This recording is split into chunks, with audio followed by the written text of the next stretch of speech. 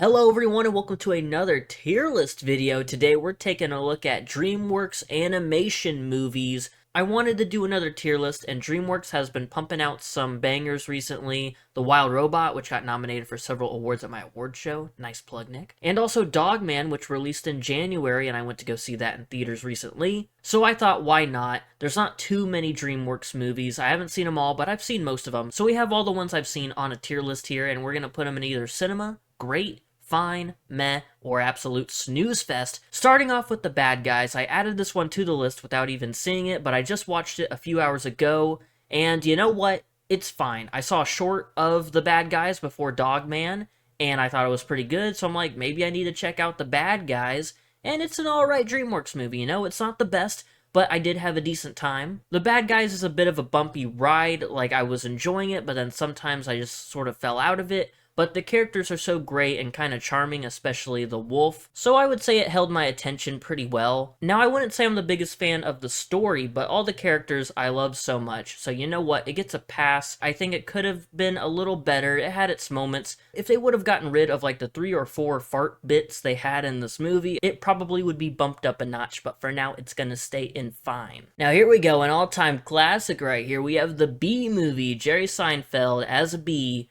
and he falls in love with a grown-ass woman. And you know what? It's a fine movie. I haven't seen it in years. The last time I even thought about this movie was probably according to all known laws of aviation, there is no way a bee should be able to fly. That whole bit from like 7 years ago. From what I can remember, I believe I enjoyed this movie. I know Ray Liotta is in there for a bit, and he's in court. I know John Goodman is that big fat lawyer dude who gets stung in the butt. It might not be a great movie, but I think there's a lot of fun in it. Especially the dream scene where she's flying in the plane and Barry's like imagining her and then she crashes into like a mountain or something.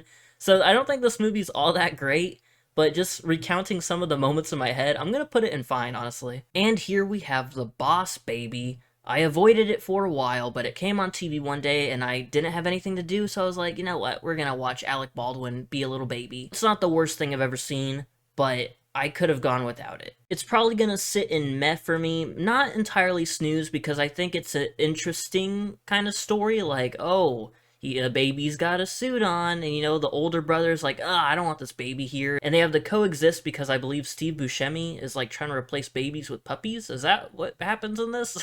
I don't remember entirely. It's just not anything I personally care about. I don't know if people love this movie. I really doubt it. I know they made a second one, which haven't seen that, and I hope I honestly never do. But even though I'm sort of being a hater, I don't mind Boss Baby all that much. Like, the cookies are for closers bit is funny. The big fat baby and like the whole group of babies that are doing like this, like, I think there's a car chase in this movie or something like that. So it has its moments just like B-Movie, just not nearly enough moments to keep it out of meh. Next up we have The Croods, and I believe my grandparents took me to go see this movie when I was young. And you know what? I really liked it at the time. I have not seen it since. I know there's even a second one. Surprised they even made one because I never hear anyone talk about The Croods. I know Nick Cage is in this, Ryan Reynolds is in this, Emma Stone is in this. It's got a pretty good cast, and young me in the theaters, there's like a moment towards the end where like you don't know if a certain character survives or not, and it really got me emotional as a kid. I remember like vividly kind of the scene in my head and young me being like almost in tears, being like, no! I don't know if The Croods holds up. It might be on Peacock like a lot of these other movies on here, so maybe it's worth rewatching, but since I have to go off based on like what I remember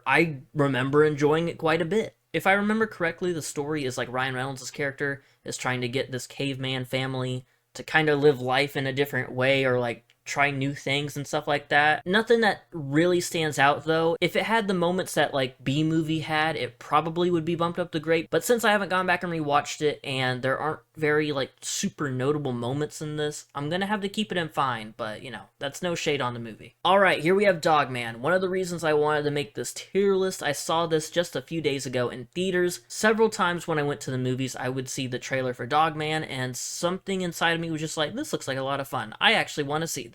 And I went to go see it, and oh boy, I had an absolute blast. It's very quick, and there's jokes like rapid fire, little bits and gags because it's probably intended for children, duh. But everything worked for me. I don't know what that says about me, but I had so much fun watching Dogman. I'm gonna put it in great. I've only seen a few 2025 releases so far, but as it currently stands, Dogman is my favorite of the year. It'll probably end up being bumped down a bit, but right now, Dogman is my movie of the year. I loved all the characters in this. It has a good cast, and Pete Davidson as Petey the cat, like, he is so great as Petey the cat, and then little Petey is so damn adorable. It's really silly, but clever in the way it throws the silliness at you. I don't know if that's just me being like small-brained and haha bright colors on screen, which speaking of bright colors on screen, it's also beautifully animated as well. Like, I love the look of it. I love everything about Dogman. I hope they make 20 more of these. Dogman, I absolutely love you. Alright, we're gonna go ahead and move on to Flushed Away. Flushed Away is a bit of an interesting one because I watched it a long time ago. I even like got the McDonald's toys back when like it was a Happy Meal toy.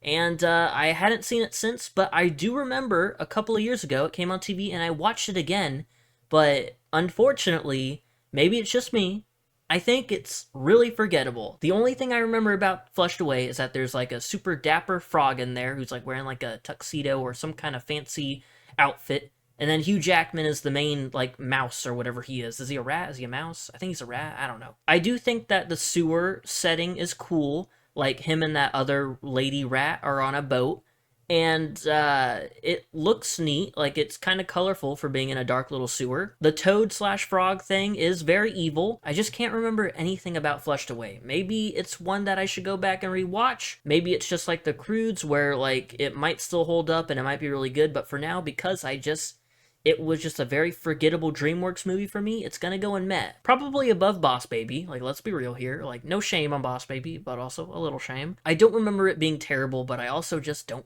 remember it at all, really. And another one that might go into this forgotten category is Home. I know Rihanna's in this. I know Jim Parsons, Sheldon from The Big Bang Theory. He's the purple alien guy. Now, I hate to do this, but I believe we have our first snooze. I remember watching this when I was younger, and even then, I remember not being very impressed by it. The purple guy's name is Boov, and I know all of his friends hate him on, like, his little spaceship, and he's just kind of annoying. Like, even as a kid, like, he was a bit annoying. In my opinion, I think Home is pretty forgettable. I think I've even seen it, like, more than once. I believe I saw it when it came on TV, and then maybe at, like, a friend's house or something. I've seen it more than once for sure. I never really connected with Home. Maybe there's some Home fans out there. I don't hear like anyone ever talk about it. I'm sure it has some redeeming qualities, but I just wasn't all that impressed with Home the last couple of watches. But here we have a movie I was really impressed with. We have How to Train Your Dragon. I mean, I'm gonna put it in cinema. We'll see how the rest of this list goes, but I'm pretty sure it's my favorite DreamWorks movie. I love it so much. I just watched it again recently, and it still holds up. They're making the live action one, which people aren't a fan of, but I honestly, I'm a bit excited. I love Burke. I love Toothless. I just think overall this movie rocks. Just honestly, the whole world with all of the dragons when they reach that giant dragon's like hut lair thing, and they're all like scattered around in that cave, and then the big ass dragon like starts chomping at them, and the whole story of like they're trying to bring them their food, and then the humans and the other Vikings are like, oh, we hate dragons. Like the whole story and the whole world it's set in is just, it all comes together so well. Like, I don't think there's very many issues with this movie, if any at all. This movie is great. It's so damn great. It's better than great because I put it in cinema, but you know what I mean. Next up is Kung Fu Panda. Hell yeah, I haven't gone back and rewatched this recently, but a lot of it sticks out in my head. Tai Lung is one of the most badass villains in animation history, in my opinion. His escape from prison is just, it's awesome as hell. Jack Black is perfect as Po, this like lazy panda who becomes the dragon warrior. Him with Master Shifu.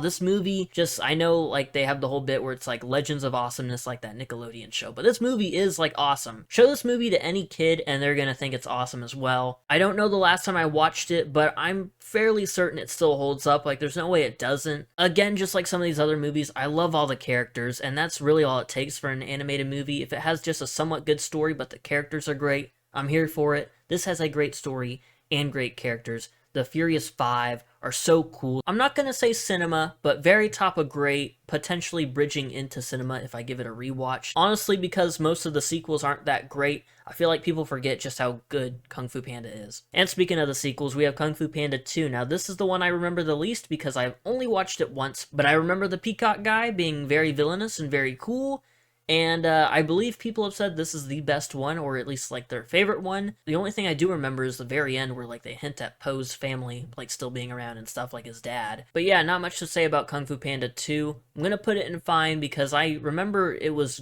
like good, but I just haven't seen it since. But now, moving on to a movie I have seen recently because I was watching this in order to get ready for the fourth Kung Fu Panda. Kung Fu Panda 3 honestly was not that bad. I expected worse. Most of it deals with like Po balancing his two dads out, like his panda dad and then his goose or his duck dad. Honestly, that's the best part of the movie. Like every time we're in that panda village and he's like getting to know all of his like panda family. The main villain, J.K. Simmons, is like the bull thing or whatever. He's like trying to steal everyone's essence of like the previous Dragon Warriors or whatever the hell, the Kung Fu Masters, whatever the hell that was about. Honestly, it was a decent villain, but I was more of a fan of Po and his two dads and the whole panda thing. Like their whole dynamic with like him kind of leaving his old dad in the past, but then also there's like still a spot for him obviously because he pretty much raised Po. I'm gonna put it above the B movie. I honestly could put it very bottom of great because I did like this a lot. Honestly, I would even say it's the most slept on DreamWorks movie.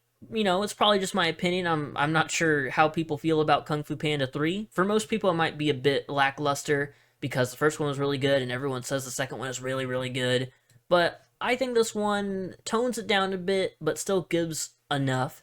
So I'm a fan of it. The third Kung Fu Panda movie's going in fine. Now here we have Kung Fu Panda 4. Watched this not too long ago, and very underwhelming. I don't think there's any like huge redeeming qualities about it, but I don't think it's a bad movie. We have Awkwafina in here as the fox, and the person Po is going to train to be the next Dragon Warrior or whatever. Like they kind of encounter each other and they work together throughout like the rest of the movie. Viola Davis is great as the chameleon, but I believe the villain is very underutilized. I think it's a cool concept, like I can transform into all your past foes. But if I remember correctly, even though it wasn't that long ago when I watched it, like they sort of do it at the end, and it's not very notable. Like it's kind of mid. I think that's really all that can be said about Kung Fu Panda 4. Really, it's like it's fine. Like it's not bad. It's just doesn't do anything crazy. And like you're 4 movies deep into your franchise, you want to do something crazy, but you're just going downhill. So that sucks. It's gonna go in meh. An argument could be made for snooze, but I didn't hate it as much as some other people did. But yeah, I really wished Kung Fu Panda 4 did a bit more. It just kind of does sort of nothing. It sets up for a 5th movie, I guess, with Awkwafina's character, but like, I don't know who really wants to see that. We're picking things back up. We got Madagascar. I wish they made 4 of these. They've only made 3. I don't think I ever saw the Penguins movie. But the first Madagascar, low-key, all-time classic, not gonna lie. I don't think it's one of the more beloved DreamWorks movies, but I loved it so much as a kid. I love the cast, I love the characters. Our core 4 animals, Alex, Marty, Melman, and Gloria, I love them so much. I could watch them go on adventures all day. Again, it's another movie I haven't seen in a while. It's been probably like a couple of years, but I remember tons of moments from this movie, like, you know, the I like to move it thing when they actually go to Madagascar. And then when Marty is the stake in Alex's mind, that's wonderful. He like bites his ass. That's like a good bit. Also, when Alex is on the beach and he's trying to write out help, but then like the letters fall apart and it spells hell. That's a good little bit for a kid's movie, not gonna lie. Props to them. So yeah, Madagascar's gonna go in great. Maybe a tiny bit under Kung Fu Panda because I don't think it's as memorable. But it has a special place in my heart. I love Madagascar so much. Now we have Madagascar 2, Escape to Africa. Now I've only seen this movie once. Wasn't too thrilled with it. The only big takeaway is like the Moto Moto meme that was like popular a couple years ago. Like, ooh, I think Moto Moto likes you. There's a stray cat in my neighborhood that is named Moto Moto. I see it on the collar. So that's my big like takeaway from Madagascar 2. I don't remember anything. I think Alex like finds his family, maybe. Like I think like his dad's there or something. I believe this is the one as well with like the old lady getting kicked off the Jeep and then she's like doing kung fu and stuff and she like just gets right back up. I think Madagascar 2 is the one with that bit in it. I think the old lady's like in all three if I'm not mistaken. But she's definitely in the first and second one. But yeah, I don't remember a whole lot from Madagascar 2. I know I was just going on and on about how much I loved the first one, but the second one, not so much. I remember liking it. It's probably going to go top of Med because I just don't think it's as good as the first one, and it's definitely not as good as Madagascar 3, Europe's Most Wanted, baby. Madagascar 3 is the one with the circus, but the main antagonist, Dubois, or like Captain Dubois, or like, the French police lady, she is fantastic in this. She is like a stone cold killer. She's gonna get her animals. She's very entertaining to watch, and I never thought I'd care so much for a human character in a Madagascar movie, but here we are. I haven't seen this one in a while, but I've seen it a handful of times, and I remember having a blast every single time, especially when all her men are like injured in the hospital, and Dubois is like breaking their casts open and stuff or whatever. She's singing a song or whatever. Like, oh, this movie is so fun. If I rewatched it, it'd probably go bottom of great or even top of great, but for now, it's gonna sit at the very top of fine because it is a blast. All of the new characters as well are great. And there's a bit when they do like a full circus performance where like the visuals are really cool. Like it's just such a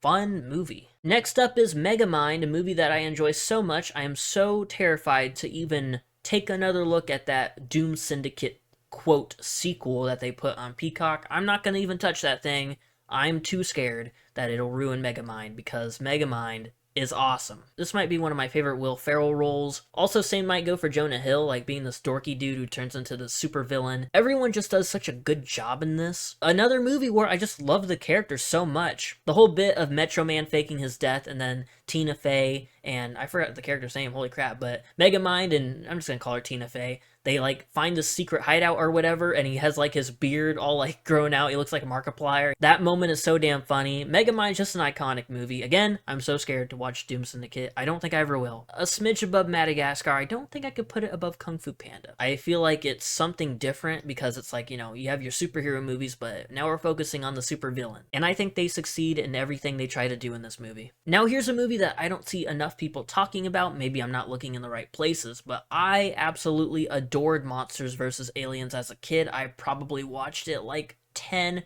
to 20 times. I remember trying to collect almost all of the Happy Meal toys. Again, and this won't be the last time I say this, I love all the characters so much. They're all so different and cool looking. From the very beginning of the movie with John Krasinski doing the "Don't rush me, Katie." Ah, that bit is so funny. I just love this movie so much, man. I even remember buying the video game for this movie. I never beat it because I was like a kid, so like I didn't if I got stuck on a level, I'd just be like, well, damn, guess I suck. Oh well. The cast is just so perfect for Monsters vs. Aliens, dude. Like Will Arnett as the missing link, Seth Rogen as Bob, and then Rainn Wilson as I forgot the main bad guy's name, but like, the blue alien dude. And then you have Stephen Colbert as the president, and he plays like the keyboard in front of the giant like robot thing. Oh, dude, this movie is so sick, and I haven't seen it in a long time. It came out in like 2009, around there, 2010.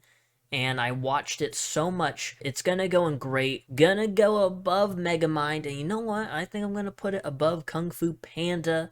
And maybe later in the tier list I'll move both of these up to cinema, but I still don't think they touch How to Train Your Dragon. Now another movie I watched so much as a kid, Over the Hedge, another movie that I don't think too many people talk about. It's sort of the opposite of Monsters vs. Aliens, where it's same situation where I watched this so much as a kid, but it's been a while since I've seen it, and I can't really remember anything other than the characters. Like I remember all the animals, they're trying to do something, but then you got the exterminator guy trying to get all the rodents away from this rich neighborhood or whatever. Avril Lavigne is in this thing. I think she voices a skunk. But I remember loving this movie. I guess I'm going to put it just somewhere in fine. I feel like it's not fair just to be like, oh, I loved it as a kid. It's going in great, because I feel like if it was that great, I would remember some bits of it, and I kind of don't. So it's going to go in fine. All my Over the Hedge fans, I see you. Sorry that I'm not, like, part of the resistance or whatever it is. So sorry. It's been a while. Now, here's the first Puss in Boots, and I remember liking it. I saw it in theaters, and I thought it was okay. The more that time went on, I sort of was less of a fan of it. Maybe it's because I just haven't seen it in a bit, but just something about it's like, Humpty Dumpty's cool, Kitty Softpaws is cool, Puss in Boots is like always going to be cool, but the movie itself is just, they climb the giant beanstalk and steal like a golden goose or whatever happens in this thing. And just the more that time goes on, the more I'm not like that big of a fan of it. I mean, honestly, it's probably gonna have to go top of meh. I can't put it in fine. I don't think it's a bad movie at all. A lot of these movies that I haven't seen in a while, they don't like dwindle in my mind. Like, I don't think less of them the more time goes on. I actively think about how I just don't care for what I saw all those years ago. But hey, everybody's different. But while we're talking about Puss in Boots, we gotta talk about Puss in Boots: The Last Wish, one of the best animated movies I've ever seen. I think I gotta put it ever so slightly above How to Train Your Dragon, maybe even below it. They're kind of tied, but right now, because I'm hyped for the live action one, I'm gonna put it under. But still, cinema. It looks great. This is a Puss in Boots movie. The first Puss in Boots is fine. Like, oh yeah, he's attached to Shrek and that franchise is all lovely and stuff, but this is a damn movie. This is like one of the best things to come out of the Shrek franchise. Everybody on Twitter is like, oh, this is such a good animated movie. Like, when it first came out, I'm like, okay, it's Puss in Boots. I'm sure it's like fun, but y'all are having a good time, so I'm not gonna bother you. But then I sat down and watched it for myself. It was a very scuffed viewing. I watched it in like 3 parts. I watched it at night, and I had to go to an NTB. And while I was waiting 45 minutes for a tire for a truck, I was like, screw it, I'm just going to watch Puss in Boots. And then I went home, the power went out, so it was hot as hell, and I was like, well, I still got like mobile data or whatever, so I'm going to watch the last bit of Puss in Boots: The Last Wish. And you know what?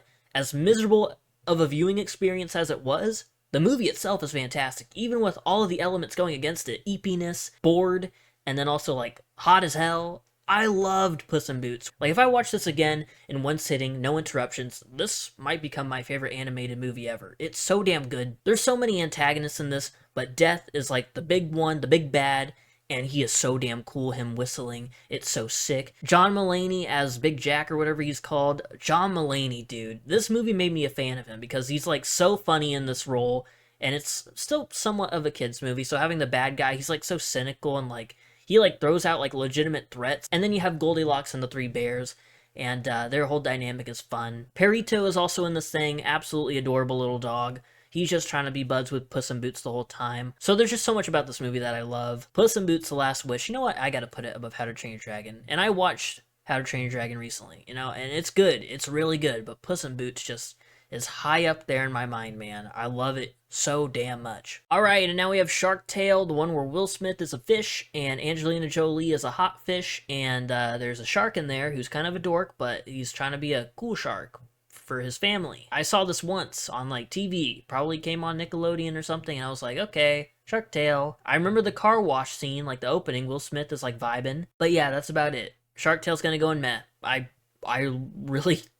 don't remember anything else about it except the fish is hot and Will Smith is also a fish. Okay, and now it's time for the moment some of you were probably waiting for if you clicked on this video. The Shrek franchise, the 4 Shrek movies. Alright, the first one, pretty good. Another movie I watched over and over again as a kid. Very, very solid. It does a really good job, even though, like, we didn't know it was going to be a franchise at the time, obviously. But, like, it does a really good job of introducing these characters, and you fall in love with them so quickly. Princess Fiona, Donkey, Shrek, Lord Farquaad, even though he's a little bastard, like, he's a charismatic little bastard. And then we have all the fairy tale creatures living at Shrek Swamp for a bit. It's so much fun. It's a real good time. It's going in great borderline cinema. I don't know where exactly I'll put it. Maybe just a touch above Madagascar, a touch above Megamind. I honestly don't think it touches Kung Fu Panda though, gonna be real. And now we have Shrek 2. A lot of people say this is the best Shrek movie, and I have not seen this one in quite a while,